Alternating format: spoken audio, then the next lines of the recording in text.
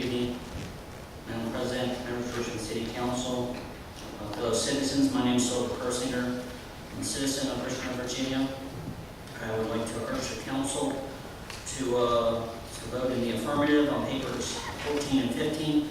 By the way, Madam Clerk, I would like to ask the clerk to read the item numbers when he's reading the papers instead of just the ordinances and resolutions, particularly when you've stricken so many. It's kind of hard to keep up with just the numbers, and it would be helpful to read the item number.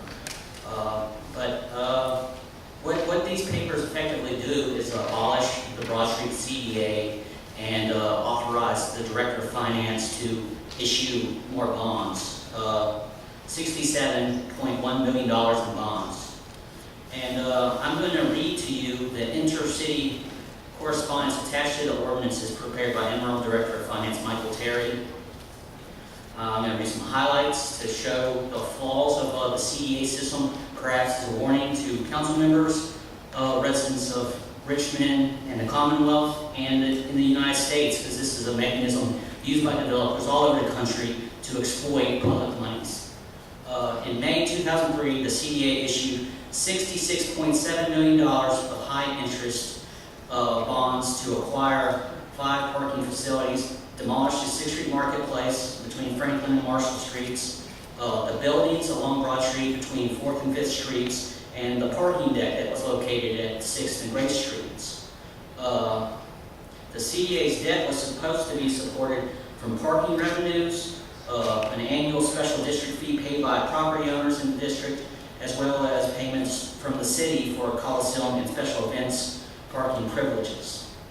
The original parking projections used to justify CDA bond financing estimated parking revenues and special district taxes would be sufficient to cover CDA. And it never was. In the early years, they had surplus revenues that they used to pad their parking revenues, and it wasn't until about 2009 that they began asking for money from the city. The city, as part of this agreement, agreed to pay up to $3 million a year.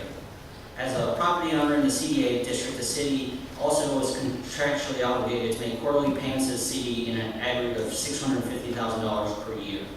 Today, the 5 CDA parking facilities are generating less than half of the parking revenue that was originally projected. And this reminds me of some recent report I heard at a press conference related to the convention center, where you have these bogus things cooked up to support these projects these developers want to do.